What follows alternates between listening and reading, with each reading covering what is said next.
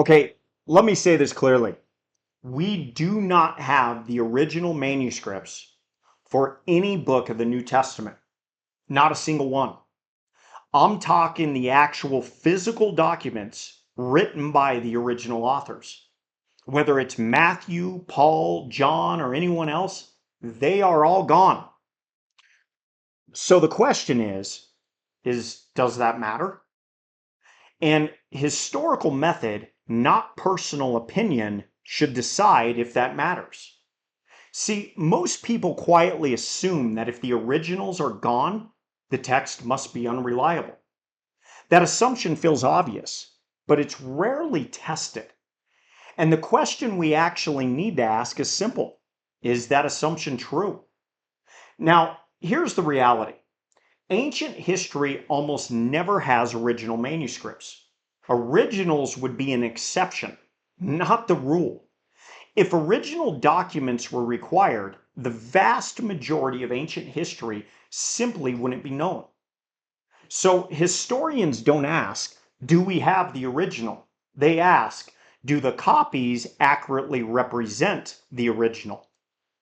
And accuracy does not mean perfection. Where there isn't a single difference anywhere, that's fantasy, not history. Accuracy means that the meaning of the text remains stable over time. See, copies are expected. Multiple copies are a strength. And comparing differences between copies is how accuracy is actually tested. So the absence of the originals doesn't tell us that the text was changed. It tells us that we have to evaluate the New Testament the same way we evaluate every ancient document. See, this is where a lot of the confusion comes from. We live in a modern world. We expect printed books, digital backups, exact replicas, and identical copies down to the letter. So when people hear that we don't have the originals, they instinctively think that something went wrong. But that reaction isn't historical, it's modern. We are unconsciously holding ancient documents to a standard they were never meant to meet. And then we're surprised when they don't meet it.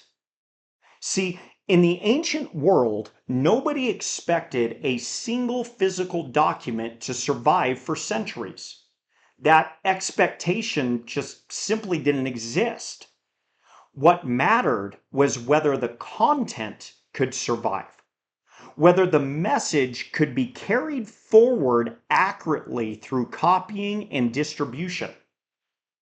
That's why historians aren't troubled by missing originals. They're troubled by missing copies. If there were no copies, no transmission, no way to compare text across time and place, that would be a problem.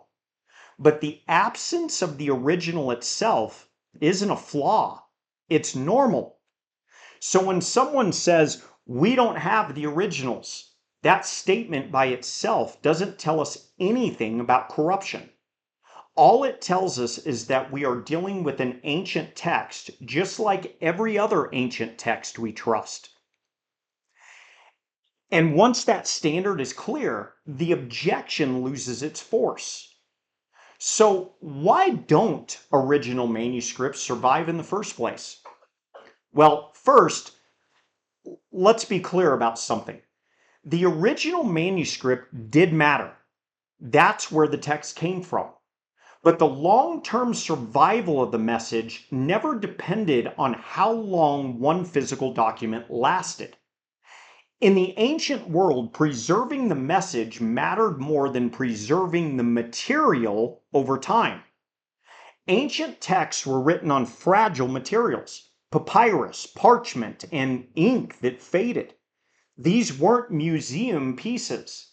They were meant to be read, handled, copied, and they eventually wore out. And that wasn't a failure of the system, that was the system. Here's a helpful way to think about it. Imagine a teacher writes a lesson on a chalkboard. The lesson matters. That's why it was written carefully. But the goal isn't to protect the chalkboard forever. The goal is for the students to copy the lesson accurately so it can live beyond that moment. In the ancient world, original manuscripts worked in the same way. The original established the text, but protecting a single manuscript long term was never the strategy. Copying and spreading the message was. In fact, if you wanted a text to survive long term, keeping a single original in one place would have been the worst strategy. One fire, one flood, one invasion, and it was gone. Copying was how survival happened. This is why copies aren't a weakness in ancient history. They're the entire reason we have ancient history at all. The goal was never to preserve one fragile document. The goal was to multiply the text so it couldn't be lost. Think of it like a seed. You don't protect a seed by putting it in a vault. You protect it by planting it, by letting it grow and spread. That's what copying did.